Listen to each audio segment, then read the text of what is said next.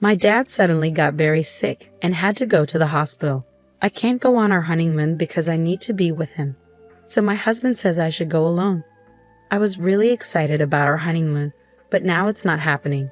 My husband thinks I should still go by myself. But who goes on a honeymoon alone? Then something unexpected happened. My father-in-law, who was supposed to be in the hospital, appeared in front of me. "Why are you here, father-in-law?" "My name is Sarah. I've been with Mark for 5 years, and he finally asked me to marry him this summer." Looking back, those 5 years felt like a long time. We started visiting Mark's parents' house about a year into our relationship, and he met my parents who live far away too. But he always said, "Let's wait until work is more settled," without making a definite plan to get married.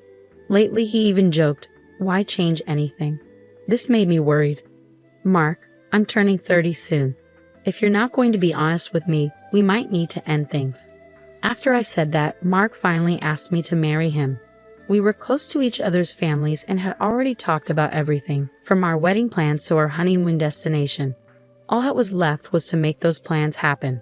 We decided to have a small wedding with just our closest friends and family. The only thing left was our honeymoon. Mark planned to spend the day at his parents' house to spend time with them.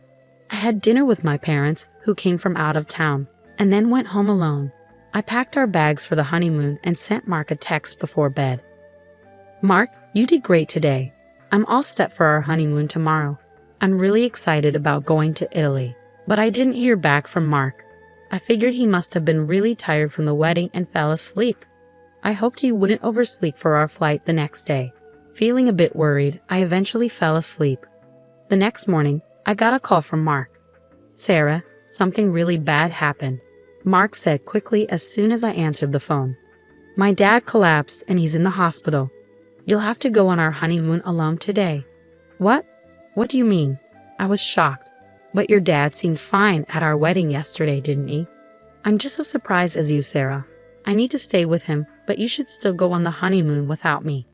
"That's crazy. If your dad's sick, I can't just leave for our honeymoon. Who goes on a honeymoon alone anyway?" I asked which hospital his dad was in, but Mark wouldn't tell me. "If I told you, you'd want to come visit, right?" "Of course I would. Dad knows how much you've been looking forward to going to Italy. He insisted I should still let you go. Please respect his wishes. I won't be able to enjoy myself with everything that's happening. Will you come join me once he's feeling better?" "Definitely, I'll be there as soon as things calm down here." "Don't say as soon as things are settled. It might jinx it. Please, let me handle things here and go to Italy as planned. I'm almost at the hospital, so I won't be able to answer your calls. Talk to you later." "Well, wait, Mark," I tried to say, but he hung up before I could get a word in. I called back right away, but his phone was off. I didn't even know which hospital he was heading to, so I couldn't rush to be with my father-in-law. Feeling helpless, the doorbell rang, startling me. When I opened the door, I was shocked. "Father-in-law?" There he was, standing at the door, supposed to be in the hospital after collapsing. "Are you okay? Your legs? They're working." I stammered, feeling like I was seeing a ghost. "What do you mean?" My father-in-law looked confused as I checked if he was really there. "Are you feeling all right?" "Oh, I had a bit too much to drink at the wedding yesterday, but I'm fine now. Sober as a judge this morning, and I drove here just fine after dropping Mark off." "After dropping Mark off?" "Yeah, you're going on your honeymoon, right? I dropped him off at the station, but then I realized I should have come to pick you up too. Let me take you to LaGuardia." I was really confused. My father-in-law, who was supposed to be in the hospital, dropped Mark off at the station. None of this made any sense. Then it hit me. My father-in-law mentioned LaGuardia, but we're supposed to fly from JFK to Italy, not LaGuardia Airport. "You said you'd take me to LaGuardia, but our honeymoon is in Italy." "Oh yes, that's what I thought too." I was surprised when Mark told me this morning that we changed our plans last minute and decided to go to Alaska instead. Alaska. The more I heard, the more confused I became. Mark said we're going to Alaska. Yeah, he did. He left a note in the car. My father-in-law showed me a post-it that Mark had left in the car. It had the name of an inn in Alaska and a flight from LaGuardia to Ted Stevens Anchorage International Airport written on it. When I saw it, everything started to make sense. Can you take me to LaGuardia then? Of course. Traffic shouldn't be too bad. We'll probably get there around the same time as Mark's train. Thank you so much. On the way, I couldn't stop thinking about Mark's behavior. Whether my guess was right or not, I find out when I saw him at the airport. I thanked my father-in-law and went into the airport. Near the check-in counter for the Alaska flight, I saw Mark right away. He was with another woman, cozying up together and picking out drinks. My suspicions were confirmed. He had been cheating on me. Maybe it started while we were living together. His reluctance to get married might have been because of her. And now, not only was he having an affair, but he was also going on a trip with her on the day of our honeymoon. I stood boldly in front of him. Mark, holding drinks and about to leave the store, saw me and looked shocked. Sarah, what are you doing here? Same question to you.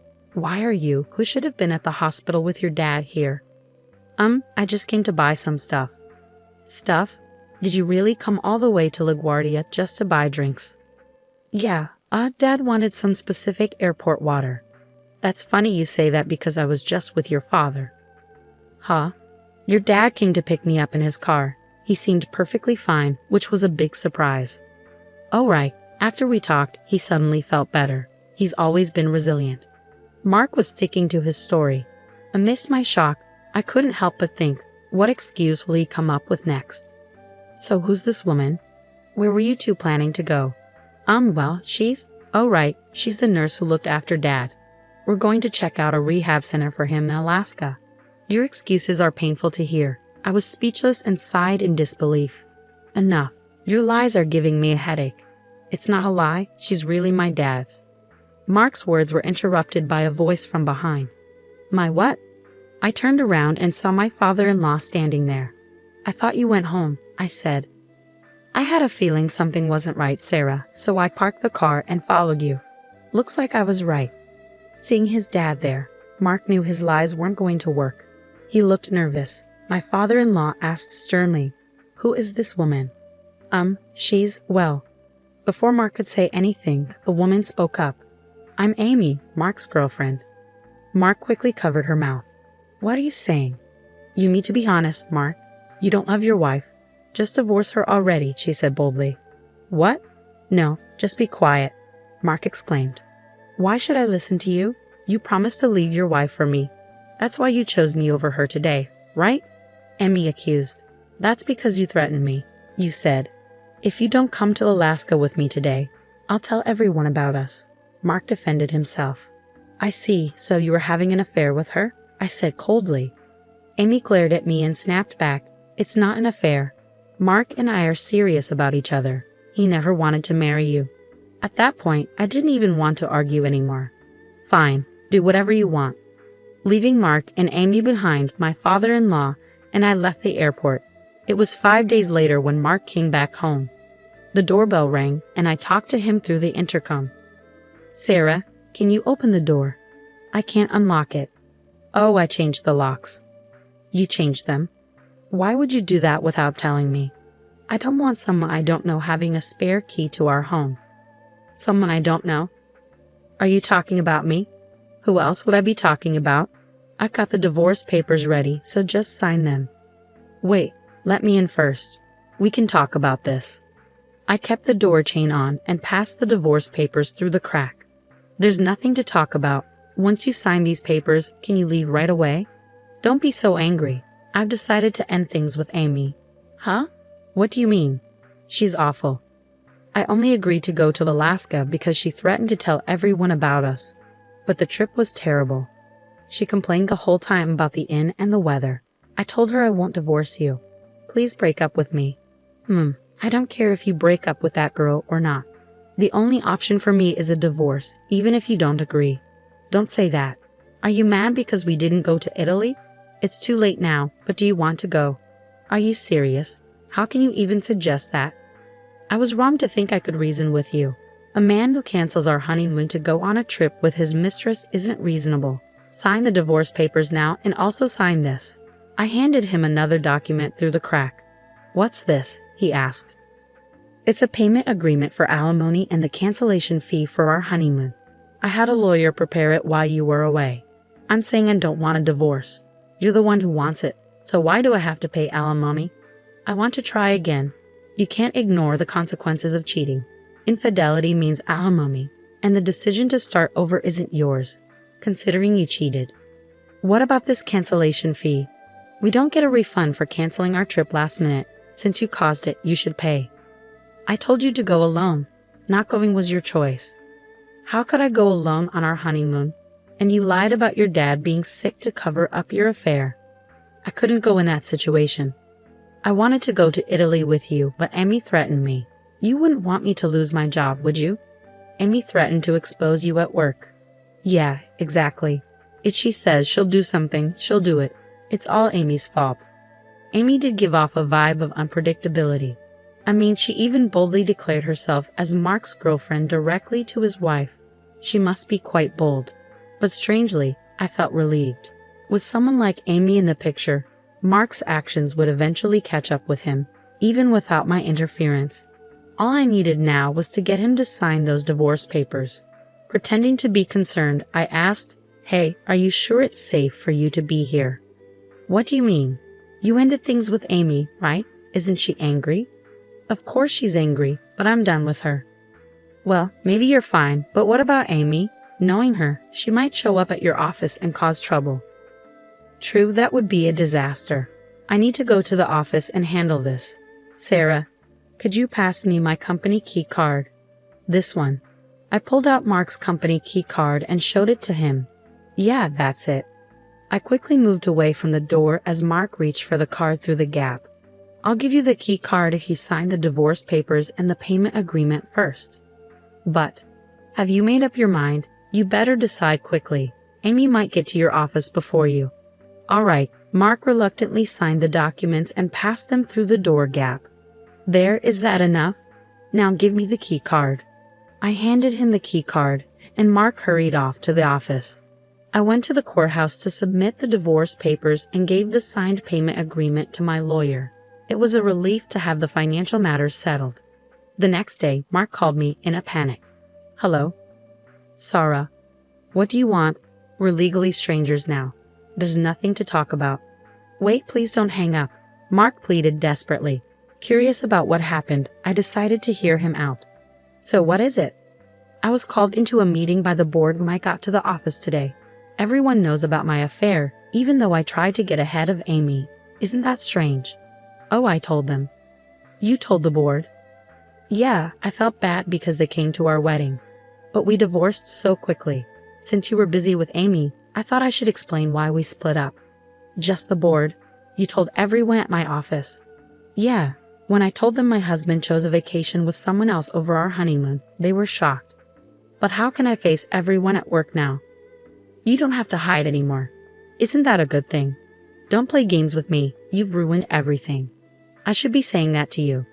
I wish I could get back the 5 years I wasted on someone like you." When I spoke up, he fell silent. "Why don't you just be with Amy? If she cares about you so much, wouldn't she support you even if you quit your job?" "No, being with her only brings trouble. The only one who can support me is you, Sarah." "Well, being with you only brings me trouble. If you want support, maybe you should think about how your actions affect others." "Yeah, I regret it. So can we try again?" "No chance. Maybe it's time for you to reflect, start fresh, and try dating again. Oh, and maybe find a job first." "Sarah, please don't leave me. You're the one who betrayed me first. You'll have to live with your regret." I ended the call abruptly. After that, Mark went back to his parents' house a few times to borrow money. But my father-in-law, who was falsely made out to be seriously ill and used as an excuse for Mark's affair, was furious. Eventually, he cut ties with Mark. Mark started feeling uncomfortable at work and ended up quitting. Job hunting didn't go well, and now he's barely making ends meet by working part-time at a convenience store. On the other hand, I moved into a new home with the alimony from Mark. Even though I changed the locks, it still felt strange living in a place my ex-husband knew about. Mark's parents helped me move. Maybe they saw it as a way to make up for their son's mistakes. I still keep in touch with them and have meals together occasionally. I may not get back the 5 years I spent with Mark, but I'm determined to find someone better next time.